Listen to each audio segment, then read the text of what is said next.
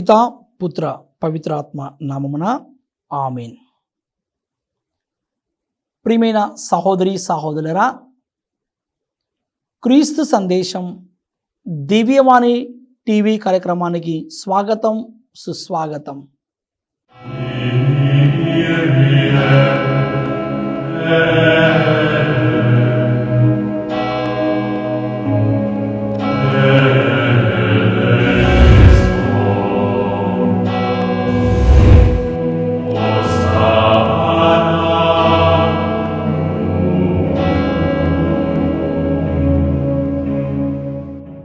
మత్తయి సువార్త 6వ అధ్యాయము 5వ వచనం నుండి 8వ వచనం వరకు ధ్యానం చేసుకుందాం.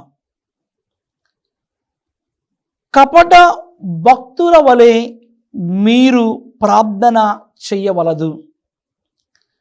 ప్రార్థనా మందిరములలో, వీధుల మలుపులలో నిలువబడి జనులు చూచుటకై ప్రార్థనలు చేయుట వారికి ప్రీతి.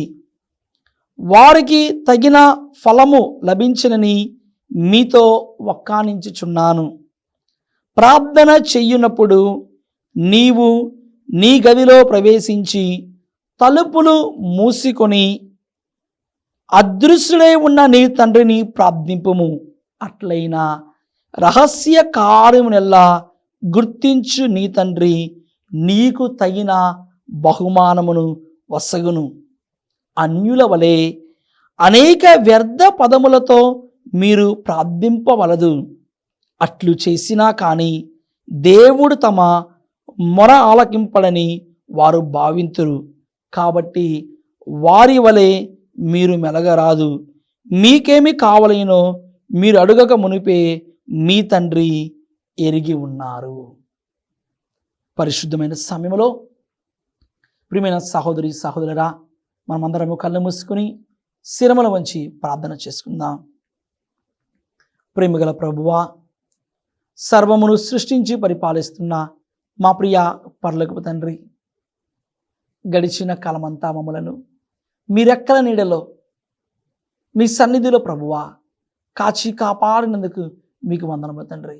ఈ ప్రత్యేకమైన అనుగ్రహ కాలంలో, ఈ కృపాకాలంలో ప్రభువా, మేము మీ యొక్క శిలువ శ్రమలను ధ్యానం చేస్తూ ఉండగా, మేము మీ యొక్క శిలువ శ్రమలను పాటలను ప్రభువా జ్ఞప్తికి పరుచుకుంటూ ఉండగా ప్రభువా, మీరు మా కోసము చిందించే రక్తము ద్వారా మేము పాప విమోచన కావివ్వబడి రక్షణ ఫలాలను పొంది ఉన్నాము.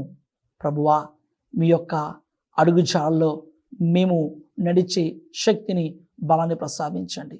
మీ శిలువ శ్రమలలో మేము భాగస్థులమయ్యే శక్తిని, అనుగ్రహం మాకు ప్రసాదించి మీ పవిత్రమైన దివ్య వాక్యానుసారముగా, మీ పవిత్రమైన దివ్య చిత్తానుసారముగా జీవించే శక్తిని, ఆత్మీయ బలమును, పరిశుద్ధాత్మ శక్తిని మాకు ప్రసాదించమని ఈ మనవులను మనాథుడైన యేసుక్రీస్తు దివ్యనామములో అడిగి ప్రార్థిస్తున్నాము తండ్రి.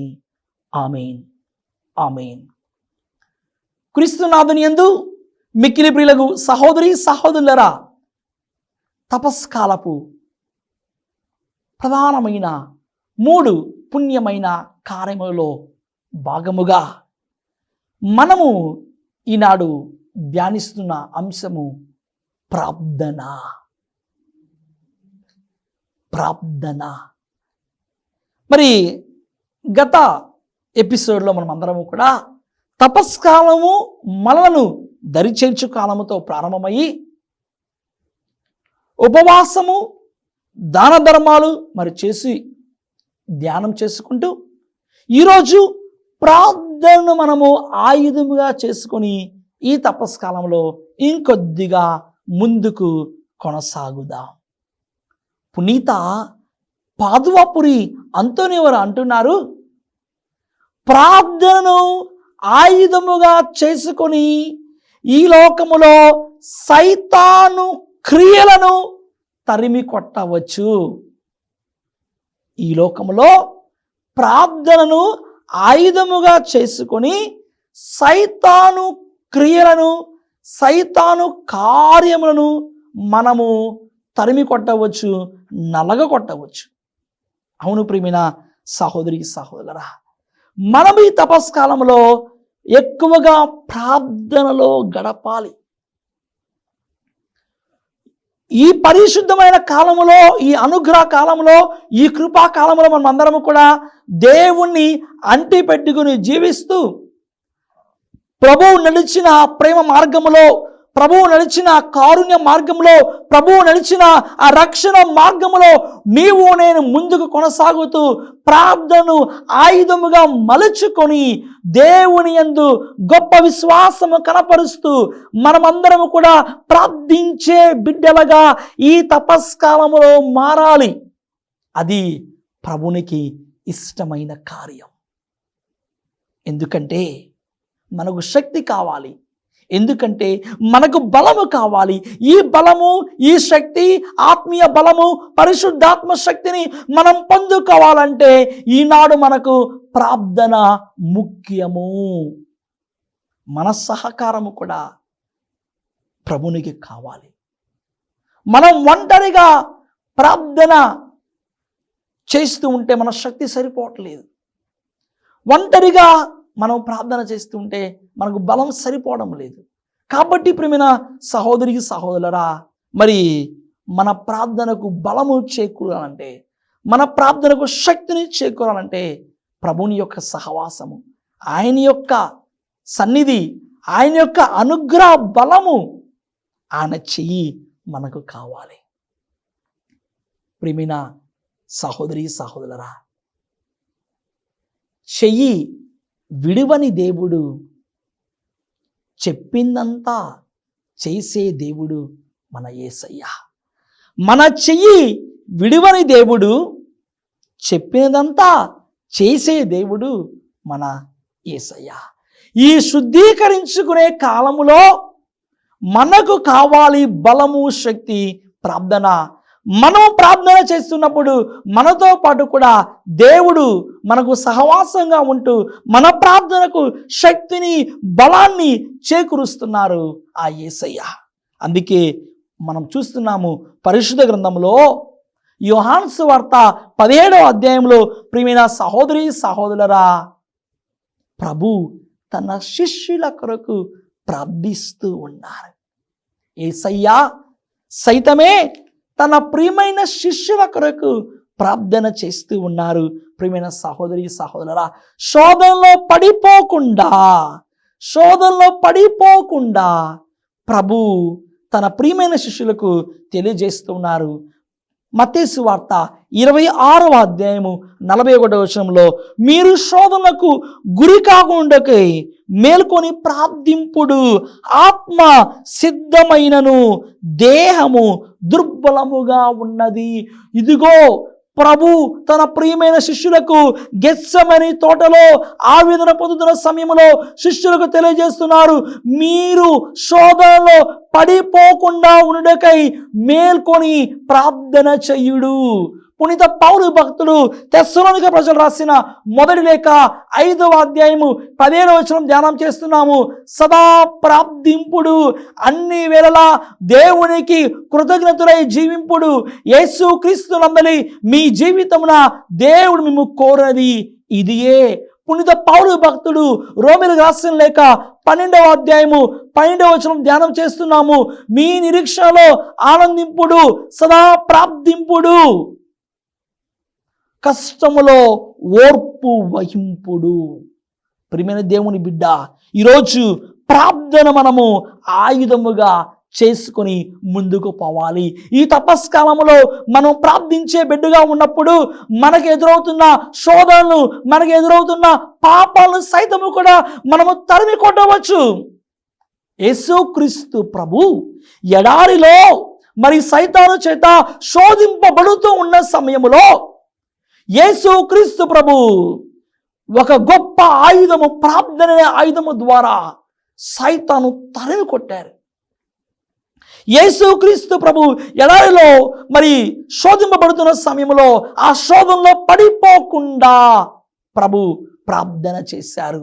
మరి అదే ప్రభు ఈరోజు మనకు తెలియజేస్తున్నారు, ఈ తపస్కాలంలో నిష్ఠగా ఉన్న నీవు మరి ఉపవాసము చేస్తున్న సమయంలో, దానధర్మములు చేస్తున్న సమయంలో, పుణ్య కార్యములను ఆచరిస్తున్న సమయంలో నువ్వు శోధనలో పడిపోకుండా, నువ్వు పాపములో పడిపోకుండా దేవుడు నీకు ఒక మహత్తరమైన ఆయుధాన్ని, శక్తిని నీకు బలముతో ఇస్తున్నారు.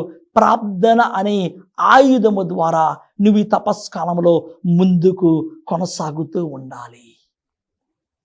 ప్రియా సోదరి, సహోదరులరా, మరి యేసుక్రీస్తు ప్రభుని జీవితంలో మనం ధ్యానం చేసుకున్నట్లయితే మత్తయి సువార్త 26వ అధ్యాయము 39వ వచనములో ఆయన మరికొంత దూరం వెళ్ళి నేలపై సాగిలపడి, ఓ తండ్రి, సాధ్యమైన ఎడలా ఈ పాత్రమును నా నుండి తొలగింపుము, అయినను నా ఇష్టము కాదు, నీ చిత్తమే నెరవేరనిమ్ము.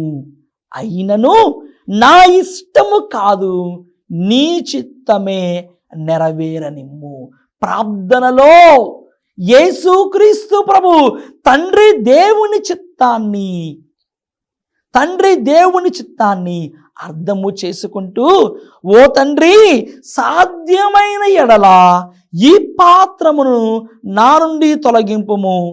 మళ్ళీ అంటున్నారు ప్రభు, అయినను తండ్రి, నా ఇష్టము కాదు, నీ చిత్తమే నెరవేరనిమ్ము.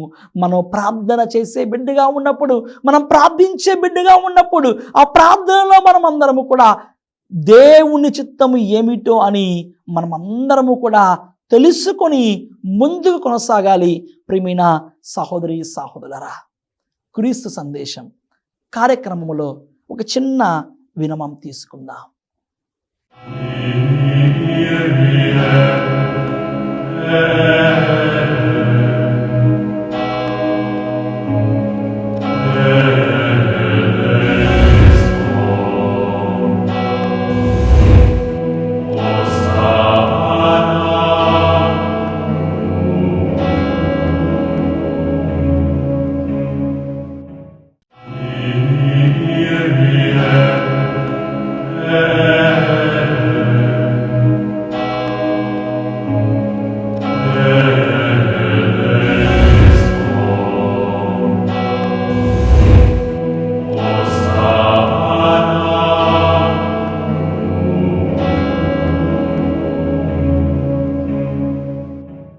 క్రీస్తు సందేశం కార్యక్రమానికి తిరిగి స్వాగతం.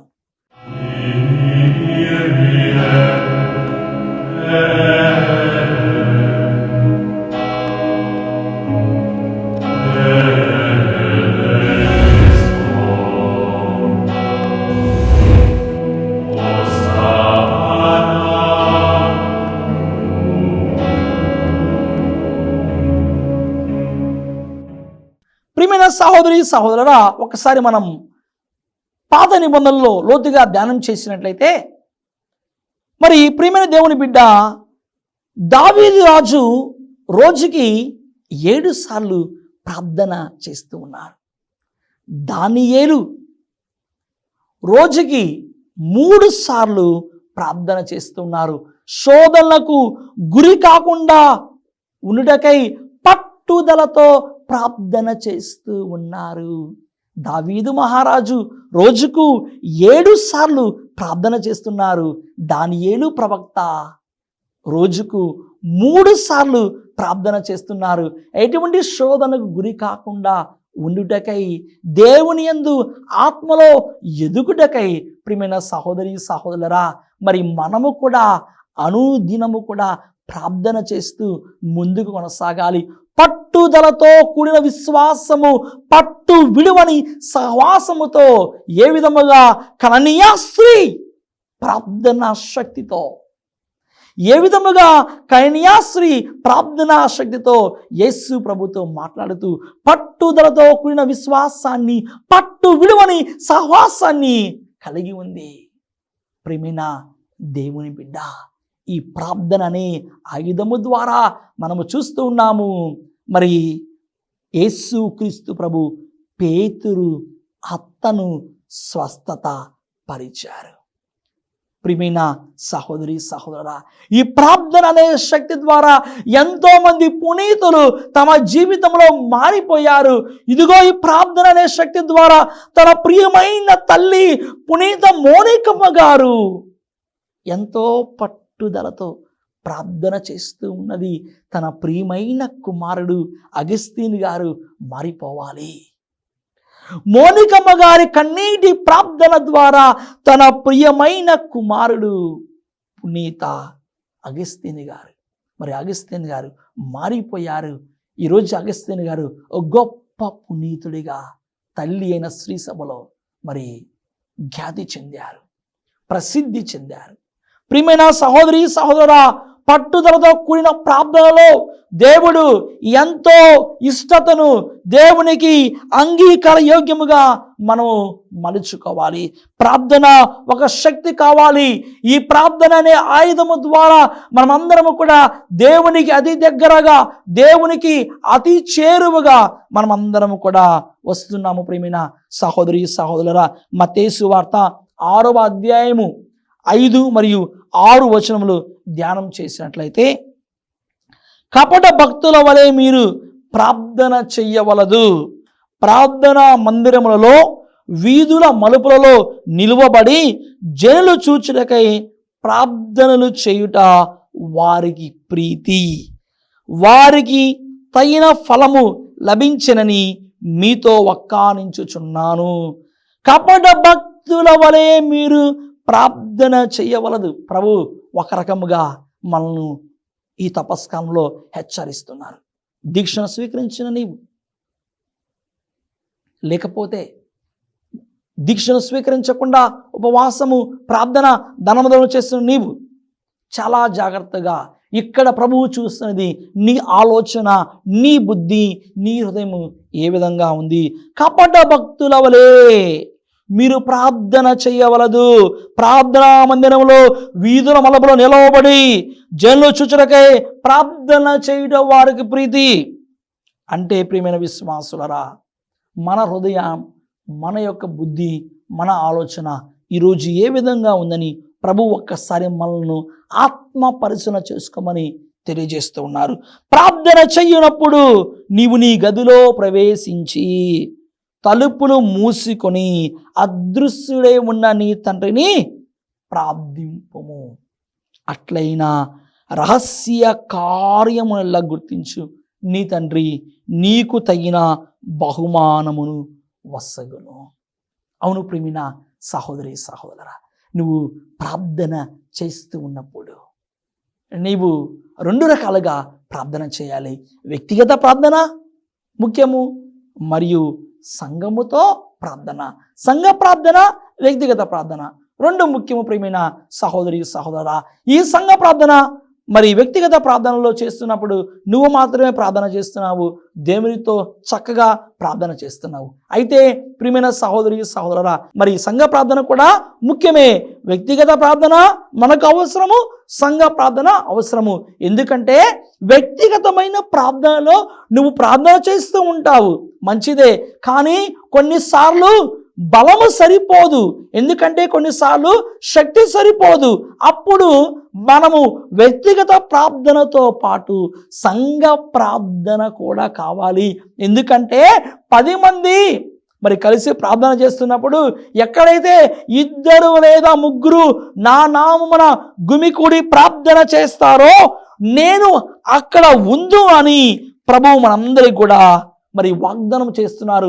మత్తయి సువార్త 18వ అధ్యాయం 20వ వచనంలో, ఏలైనా ఎక్కడ 2 లేక 3 నా పేరిట కూడుదురో అక్కడ నేను వారి మధ్య ఉన్నాను అని ప్రభువు మనకు తెలియజేస్తున్నారు. వ్యక్తిగత ప్రార్థనతో పాటు మన ప్రార్థనకు బలం ఇంకా చేకూరాలంటే, మన ప్రార్థనకు ఇంకా శక్తి రావాలంటే, మన ప్రార్థన ఇంకా ఫలించాలంటే వ్యక్తిగత ప్రార్థనతో పాటు సంఘ ప్రార్థన కూడా మనకు అవసరము. ఆ సంఘముతో ప్రార్థన చేయడం ద్వారా దేవుడు ఇంకా మనలను విశ్వాసంలో పటిష్టపరుస్తారు. దేవుడు ఇంకా విశ్వాసంలో మనలను దృఢముగా బలపరుస్తారు. కావున ప్రియమైన సహోదరి సహోదరులారా, ఈ తపస్కాలంలో మనమందరము కూడా ప్రధానమైన 3 పుణ్య కార్యములో భాగస్వాముతో మనం అందరము కూడా ప్రార్థనను ఆయుధముగా చేసుకుందాం. తపస్కాలపు మరి ఈ రోజులలో, ఈ పవిత్రమైన కృపాకాలములో దేవుణ్ణి అంటి పెట్టుకుని జీవించుదాం. ప్రభువు నడిచిన ఈ యొక్క మార్గములో మనము కూడా వెళుదాం. మరి ఆ ప్రభువుని యొక్క శిలువ శ్రమలను మరి జ్ఞప్తి తెచ్చుకున్న ప్రతిసారి కూడా మరి ప్రభువు మన కోసం ఎంత ప్రార్థన చేసి మన కోసము మరణించారో ఆ శిలువ శ్రమలను, ఆ శిలువ పాటులను మనమందరము కూడా జ్ఞప్తికి తెచ్చుకోవడం ద్వారా మనము కూడా ఆయన యొక్క పాటలలో, శిలువ శ్రమలలో మనమందరము కూడా భాగస్వామై జీవించాము. ప్రియమైన సహోదరి సహోదరులారా, అందుకే ఈ యొక్క సమయంలో మనమందరం గుర్తుకు చేసుకుందాం. ప్రార్థన మన ఆయుధము కావాలి, ప్రార్థన మన శక్తి కావాలి, ప్రార్థన మన బలము కావాలి. ఈ ప్రార్థన ద్వారా దేవునికి అతి చేరువగా, దేవునికి అతి సన్నిహితముగా, దేవుని సన్నిధిలో మనమందరము కూడా నాటపడదాం. దేవుడు తన కృపా అనుగ్రహ ఫలముతో, దేవుడు తన దివ్య ఆశీర్వాద బలముతో మనకు నిండుగా మెండుగా తన యొక్క వరములను కురిపిస్తున్నారు. మత్తయి సువార్త 5వ అధ్యాయము 8వ వచనం చూస్తున్నాము. మన ప్రార్థన ద్వారా హృదయ శుద్ధి కలవారు ధన్యులు, వారు దేవుని దర్శింతురు. హృదయ శుద్ధి కలవారు ధన్యులు, వారు దేవుని దర్శింతురు. మనము హృదయ శుద్ధి కలిగి జీవిస్తున్నప్పుడు, మనమందరము కూడా నిర్మలమైన మనసుతో ఉన్నప్పుడు, మన ప్రార్థన చేస్తున్నప్పుడు ఇవన్నీ కూడా మంచి మనసుతో ప్రార్థన చేయడం ద్వారా, నిర్మలమైన హృదయంతో ప్రార్థన చేయడం ద్వారా మనము ఆ దేవుని యొక్క దివ్య దర్శనాన్ని, ఆ దేవుని యొక్క దివ్య అనుభూతిని గ్రహించిన వారమవుతాము. ఆయన యొక్క కృపను హేరాళముగా, నిండుగా మెండుగా పొందిన వారమవుతాము. ప్రియమైన సహోదరి సహోదరులారా, కావున ఈ తపస్కాలమున మనం అందరము కూడా దేవునికి ప్రియమైన బిడ్డలుగా మారుతూ ప్రభువు మార్గములో మనము కూడా ముందు కొనసాగుదాం.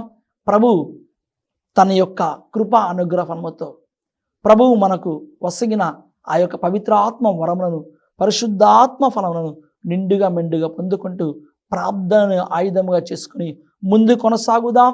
ఈ తపస్కాలంలో ప్రభువు మన వెంట ఎల్లప్పుడూ ఉండి మన యొక్క పనులలో, మన యొక్క పరిస్థితులలో, మనము చేస్తున్న ప్రతి కార్యములో ఆయన యొక్క దివ్య సన్నిధి ఎల్లప్పుడూ మనకు తోడుగా ఉండి మనల్ని దేవుడు ముందుకు నడిపించునుగాక. ఆమేన్. ప్రభువు మీతో ఉండునుగాక, మీ ఆత్మతోనూ ఉండునుగాక. సర్వశక్తి గల సర్వేశ్వరుడు పిత, పుత్ర, పవిత్ర ఆత్మ మనందరినీ దీవించి సదా కాచి కాపాడునుగాక. ఆమేన్.